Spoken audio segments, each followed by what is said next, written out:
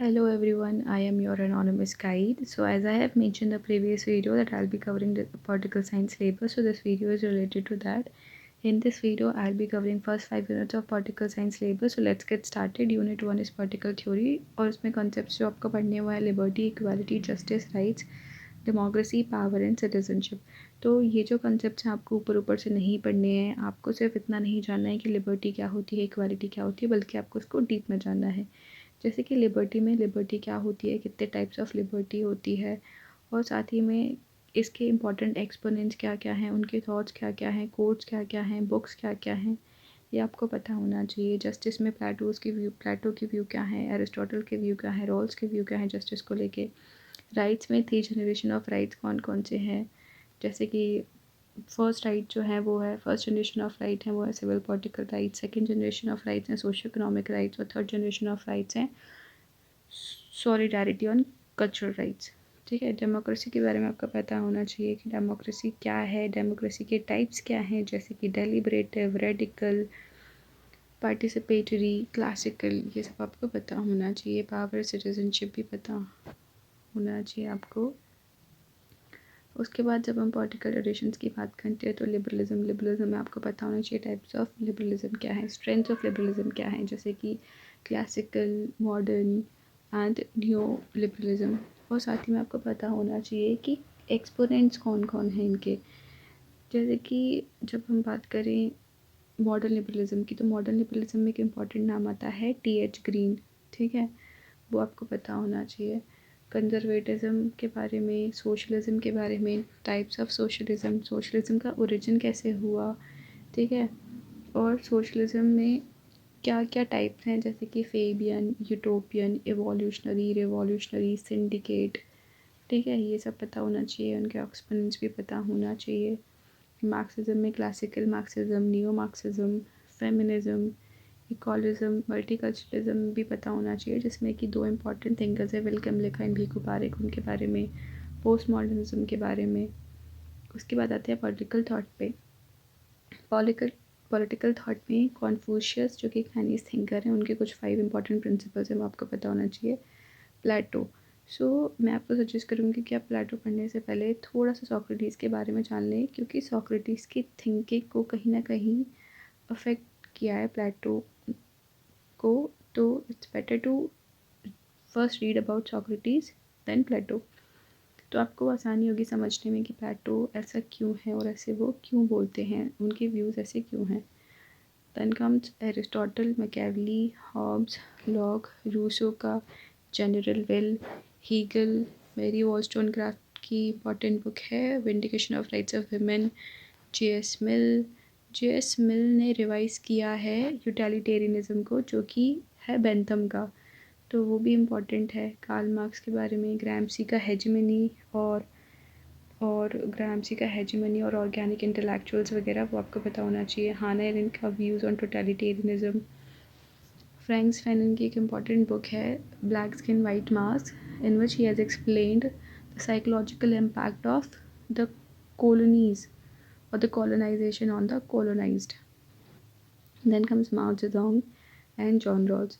तो ये यूनिट 1 और यूनिट 2, तो मैं आपको जो एक स्टैंडर्ड तरीका होता है पढ़ने का यूनिट 1 और यूनिट 2, वो ये है कि पहले आप पॉलिटिकल थॉट पढ़ो, फिर उसके बाद आप पॉलिटिकल थ्योरी पढ़ो, क्योंकि जब आप पॉलिटिकल थॉट पढ़ते हो तो आपको पता होता है कि किस थिंकर ने क्या बोला है। तो जब आप पॉलिटिकल थ्योरी पढ़ोगे तो आपके लिए आसानी होगी, क्योंकि आपको पहले से ही पता होगा कि किसने क्या बोला है, तो वो एक तरीके से आपका रिवीजन हो जाएगा और आपको समझने में भी आसानी होगी। तो पहले आप यूनिट 2 पढ़ो, फिर उसके बाद आप यूनिट 1 पढ़ना, तो उससे आपको सब कुछ अच्छे से समझ में आएगा।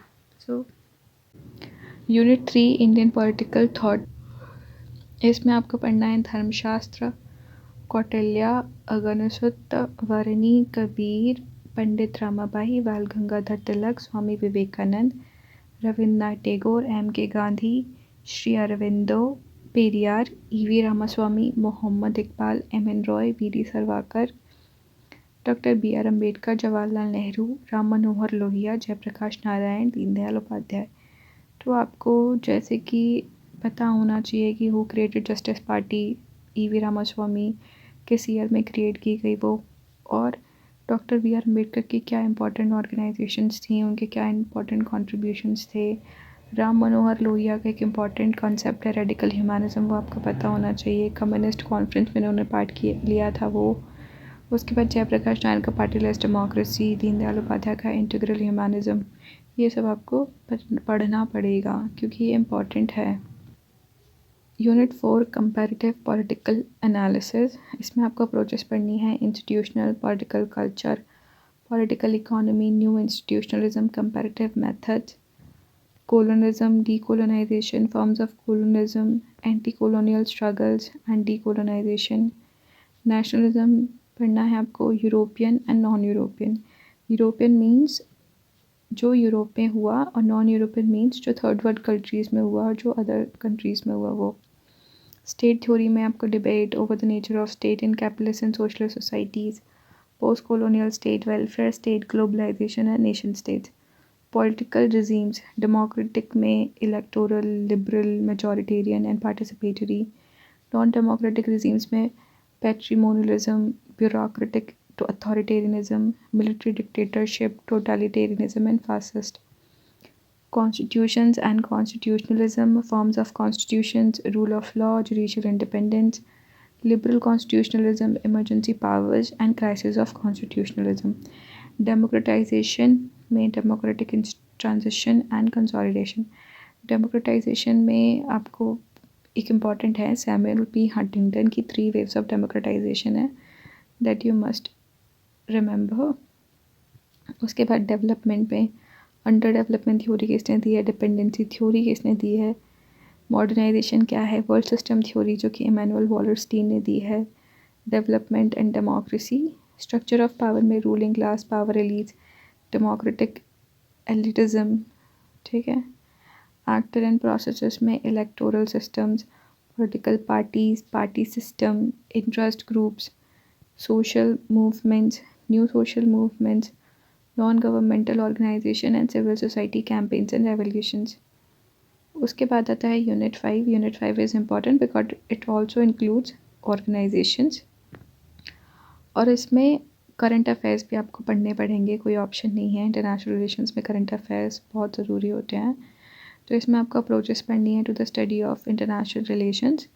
आइडियलिज़म, रियलिज़म, जैसे कि आइडियलिज़म में एक इम्पॉर्टेंट नाम आता है वुडरो विल्सन का, वो आपको पढ़ना है।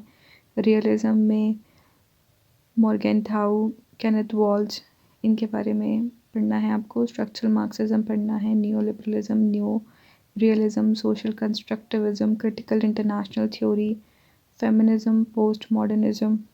कंसेप्ट्स पढ़ने हैं आपको like state system, non state actors क्या होते हैं। नॉन स्टेट एक्टर्स में NGOs भी आते हैं, टेररिस्ट ग्रुप्स भी आते हैं और MNCs भी आती हैं। पावर के बारे में पढ़ना है, सोवरेनिटी पढ़ना है, सिक्योरिटी पढ़ना है। सिक्योरिटी में भी 2 हैं, traditional and non traditional. Traditional security क्या है, नॉन ट्रेडिशनल सिक्योरिटी क्या है। कॉन्फ्लिक्ट एंड पीस में changing nature of warfare. Changing nature of warfare मतलब कि कैसे नेचर चेंज हो रहा है वॉरफेयर का। Initially we were like limited to guns and all, but now it has changed, like the corona में आपने देखा होगा Chinese virus, biological warfare.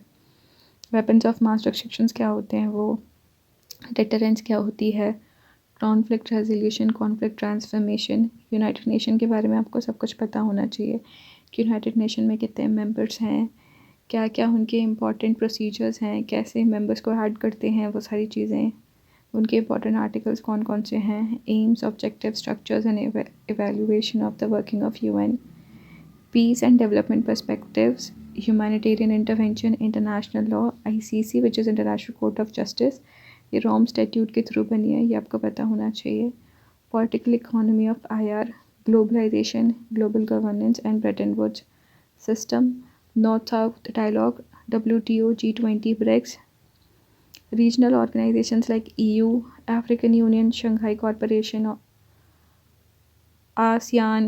contemporary challenges जो हैं international relations में like the terrorism, climate change, environmental concerns, human rights, migration and refugees। उसके बाद poverty and development, role of religion, culture and identity politics। So this is your syllabus जो आपको पढ़ना है। Unit 5 तक का सिलेबस मैंने आपके साथ डिस्कस किया। और बाकी यूनिट 6 से 10 तक मैं आपको नेक्स्ट वीडियो में डिस्कस करूँगी। अगर आपको कोई भी चीज़ समझ नहीं आई हो तो आप कमेंट सेक्शन में बता दें। अगर कुछ भी समझ नहीं आया हो तो आप मुझे बताएं, मैं उसको एक्सप्लेन करूँगी। सो थैंक्स फॉर वॉचिंग, मिलते हैं अगली वीडियो में।